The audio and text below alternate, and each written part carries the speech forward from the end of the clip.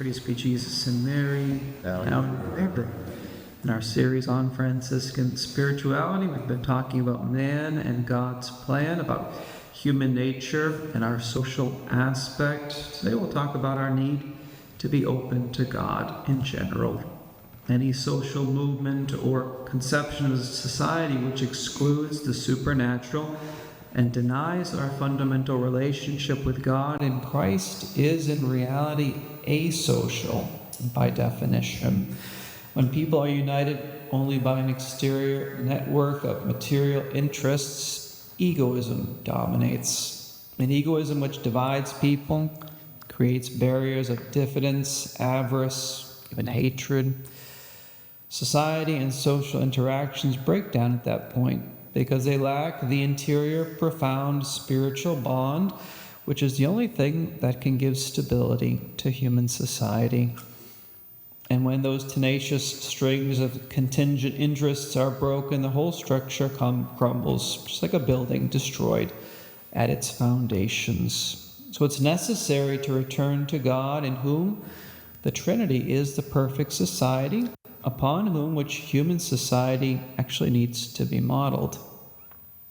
The constitutive element of social life is the person, who is social by essence, and the human person is, first of all and above all, they're open to a relationship with God, first of all.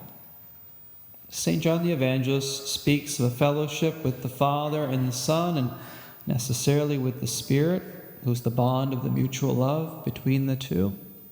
It's a fellowship that's formed between the divine persons and us, Jesus' disciples.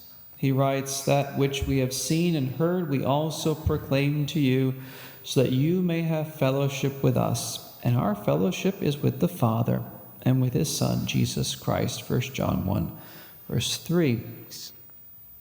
Of this fellowship between the divine persons and the faithful, the socializing and coordinating element of union is Jesus Christ, in whom the Father has poured out his divine charity, his paternal love.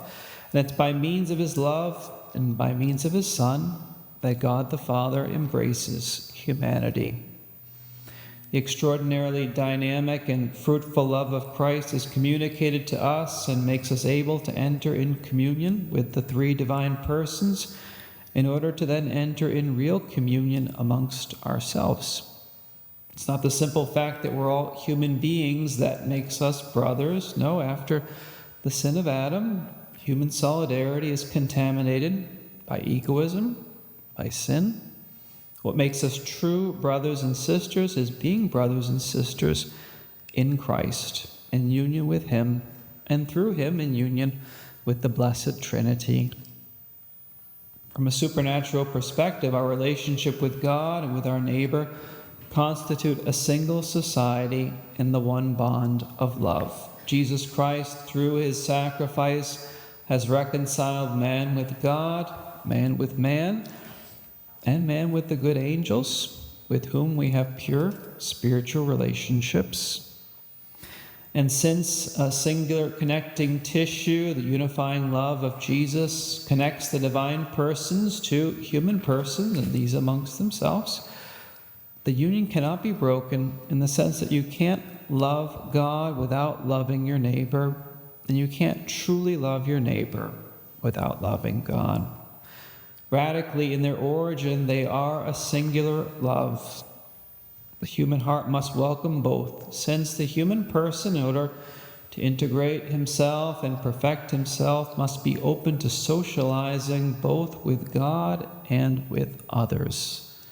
This is why we need to offer God also a social public worship too, since society is a projection of its people and a realization of their activity together. It's just and necessary that God be worshipped publicly and as a community.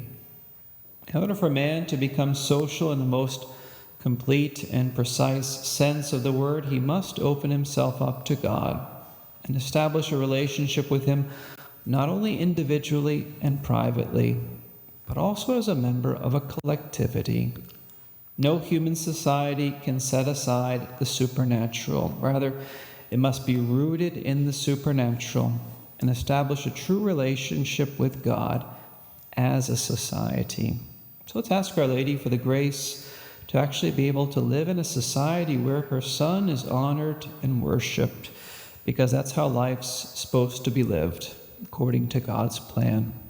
Praise be Jesus and Mary, now and forever.